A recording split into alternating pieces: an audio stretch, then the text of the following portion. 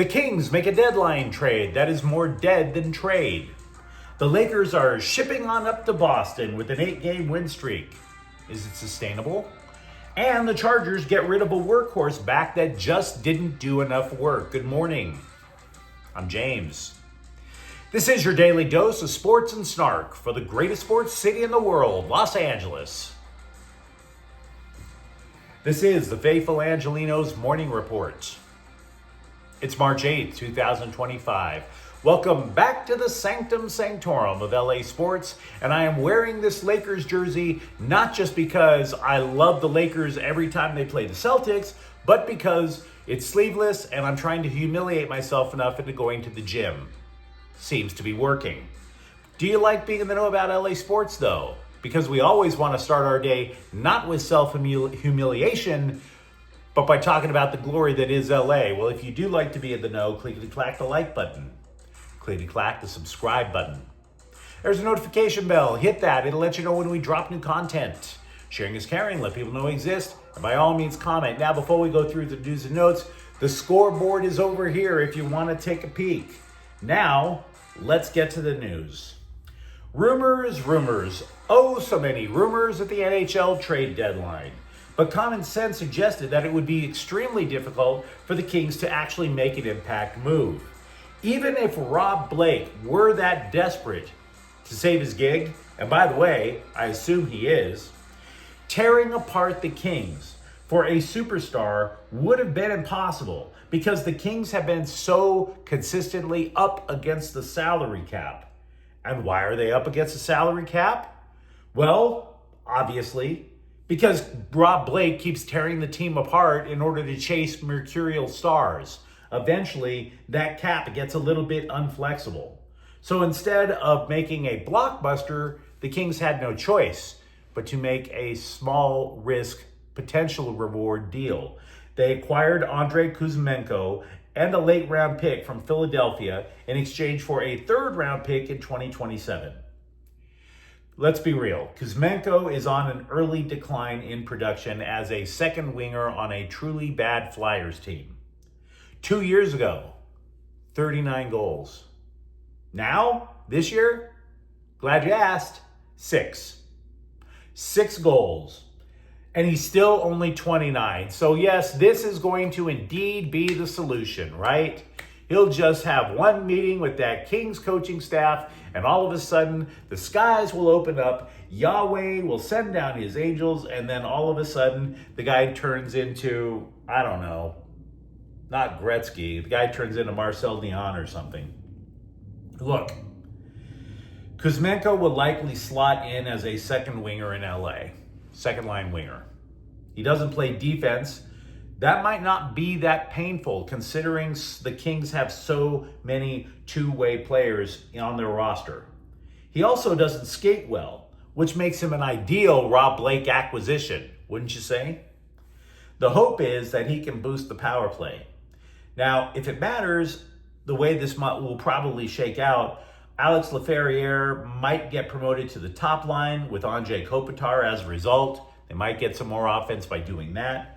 But again, we are very much a bottom line show here.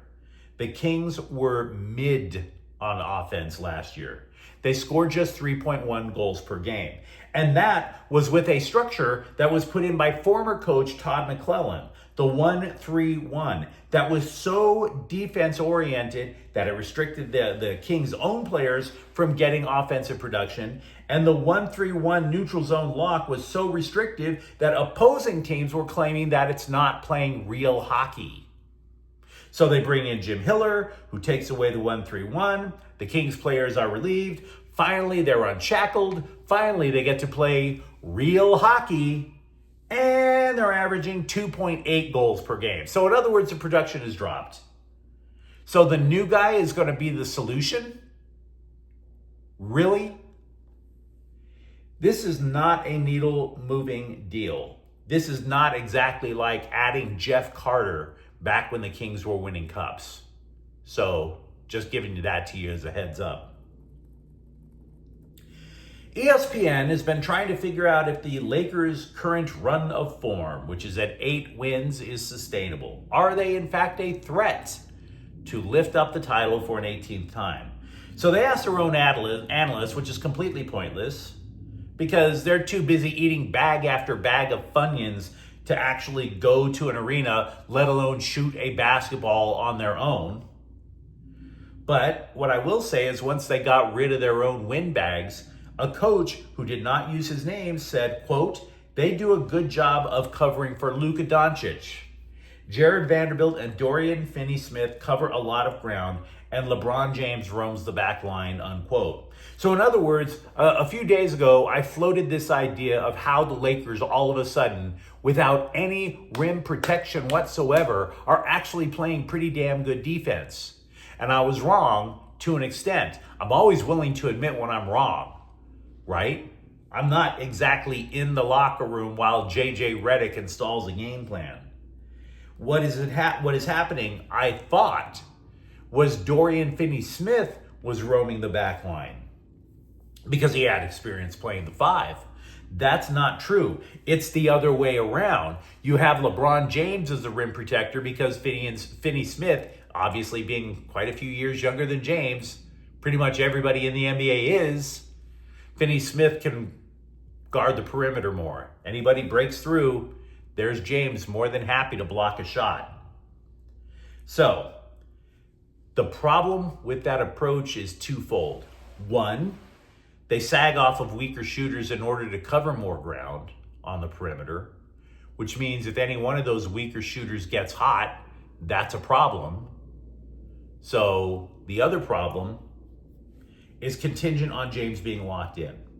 So long as LeBron James says, hey, wait a minute, this team can go places, he's absolutely going to be a plus on defense even at age 40.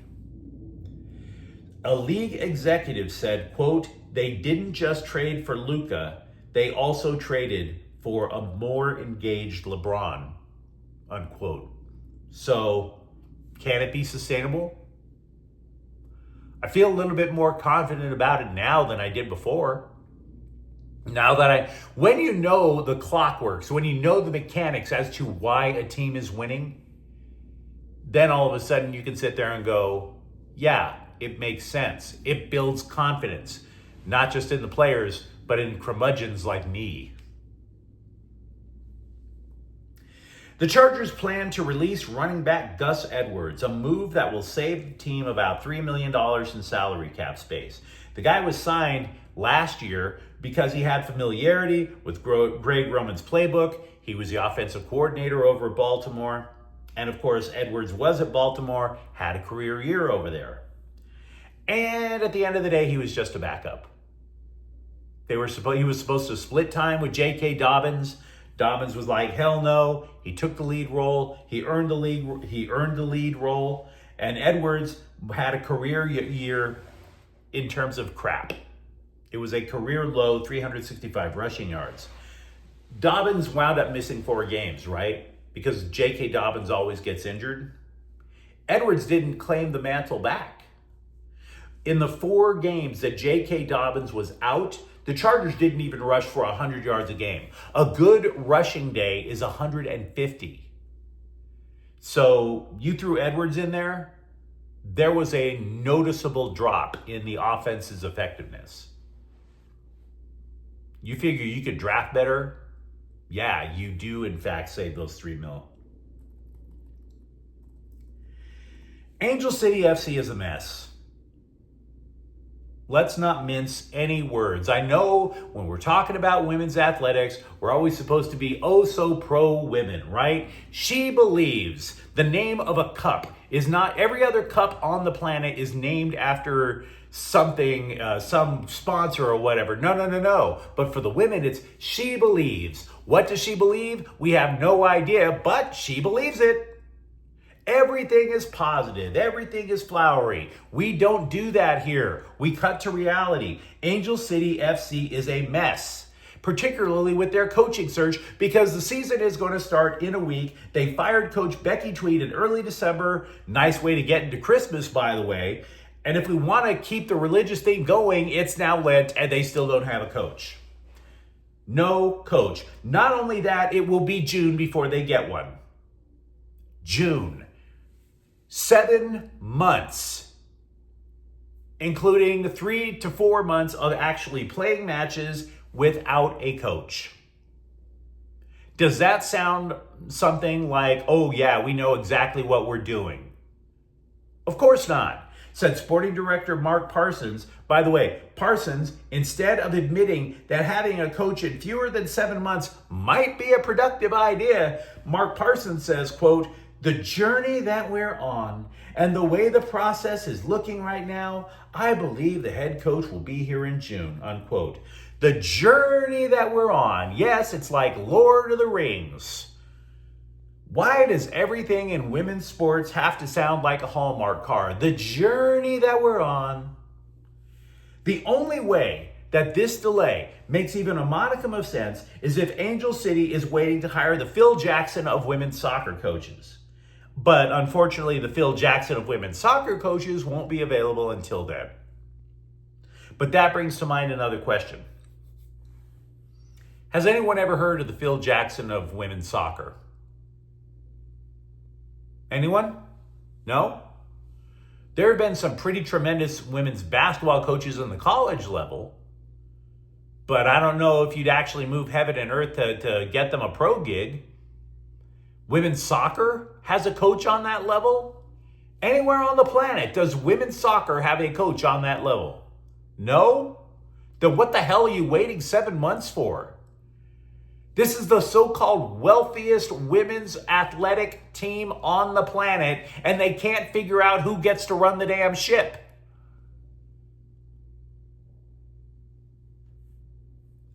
If you are not performing up to the standards of Angelenos, you will not get the respect of Angelenos.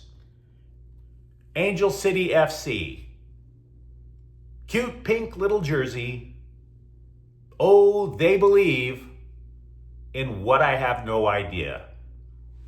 Because it damn sure ain't winning soccer matches. But you let me know what you think in the comments thread. Talk to me, for example. Are you a little bit more optimistic than I am about the Kings trade? For that matter, do you believe the Lakers run is sustainable? And if you enjoyed the content, don't forget to subscribe to Faithful Angelenos. We're talking LA sports every single day here. Thank you for watching. I'm James. We'll be back tomorrow. Faithful Angelenos is a Kia and Corte El Queso production. Take care.